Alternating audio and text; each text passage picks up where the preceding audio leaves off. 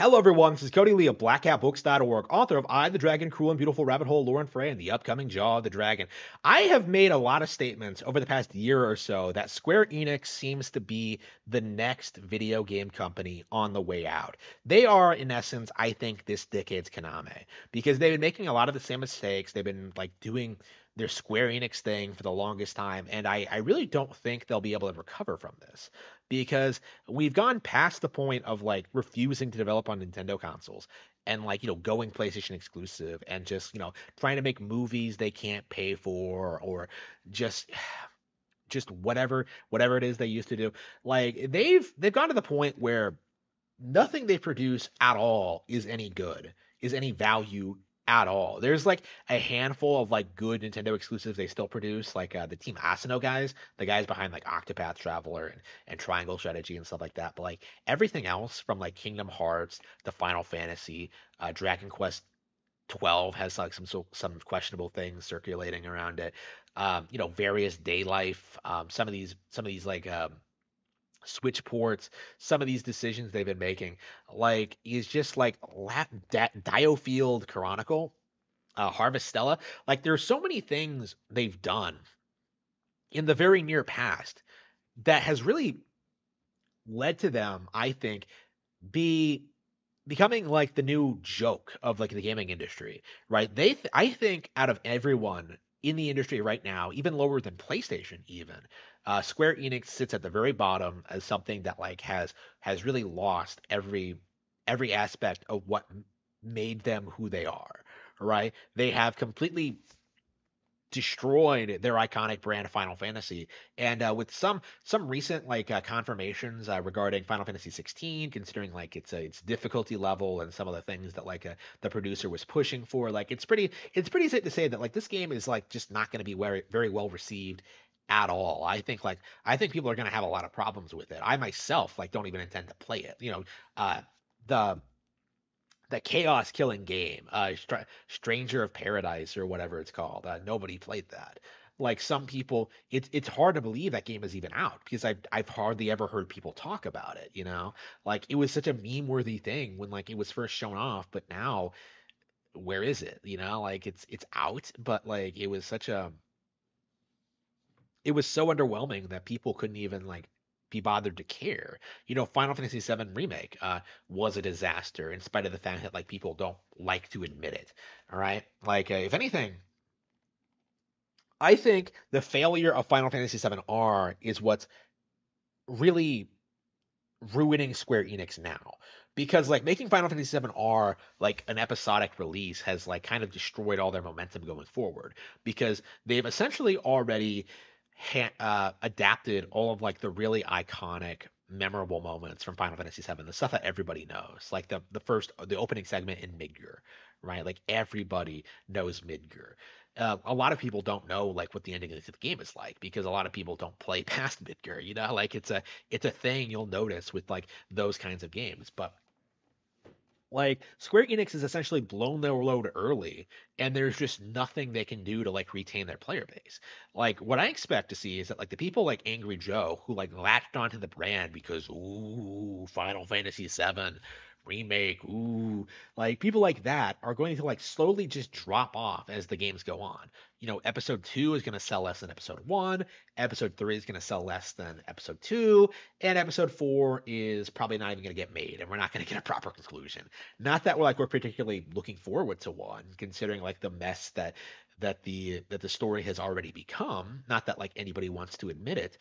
Like I like after playing Diofeld Chronicle, playing this like this supposed Square Enix game, this new IP, like getting this like nice like strategy experience. Like I thought like playing it that like there is I think a legit audience for like a Final Fantasy themed real time like strategy game with like established characters going on like their adventure or whatever, like coming up with like a new gameplay style for the franchise, right? Like I think Diofeld Chronicle, like from a general premise standpoint, actually had a lot of promise.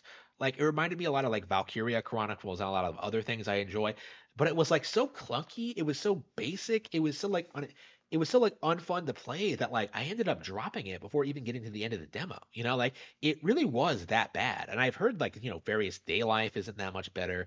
I've heard like a lot of these smaller projects aren't that much better. I've heard so many bad things. Like it's gotten to the point where like I have a very hard time believing that like Square Enix is going to be around in the next 10 years. Like I do think we're at that point where like Final Fantasy is no longer going to be considered the gold standard of like Japanese RPGs. And now it's just a matter of time to see like who steps up and like really replaces it.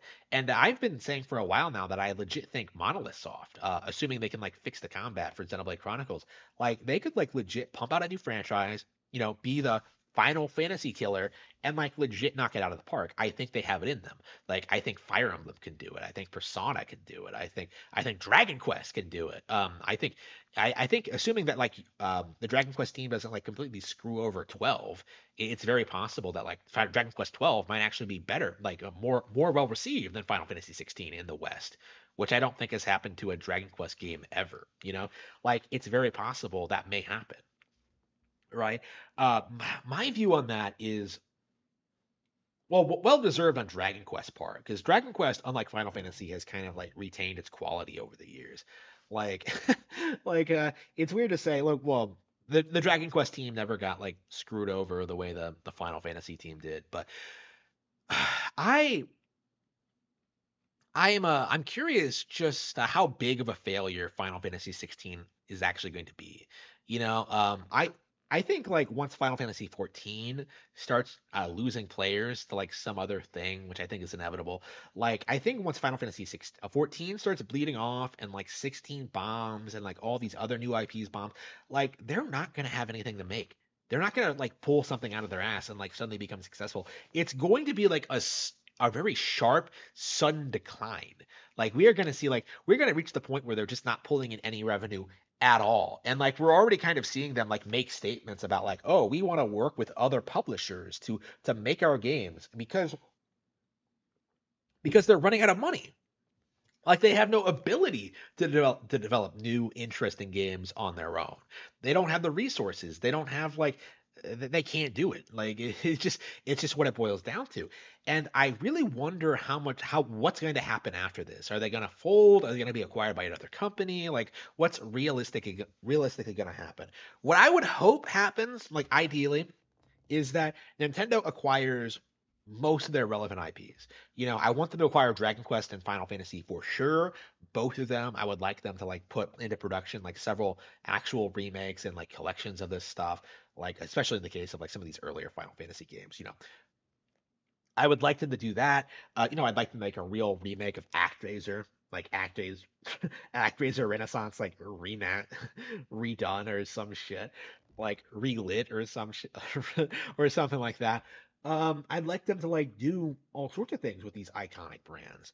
Like, there's all sorts of things that can be done with these titles, but like Square Enix has pretty consistently just sat on their hands and done nothing since 2002.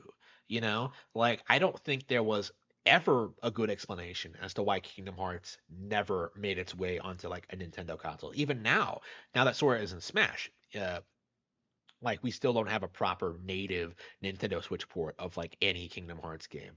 Like the fact that like that's laughable. That's ridiculous. That is like the most absurd thing I've ever seen. Like Kingdom Hearts really should have made the Switch to Nintendo consoles like immediately. Like it should have been a multi-plat, Like I never understood why it was a PS2 exclusive. Like I want Kingdom Hearts on a Nintendo console. I always have. So basically, Square isn't going to be able to keep this up. I think like they're running out of. I think with like Sony kind of like folding the way they are, having their own problems and not being able to like sell consoles, like Final Fantasy 16 is gonna bomb because it was a timed PlayStation exclusive, a console that's just not gonna sell very well. And I am very, very, very interested in seeing just when and how Square Enix collapses.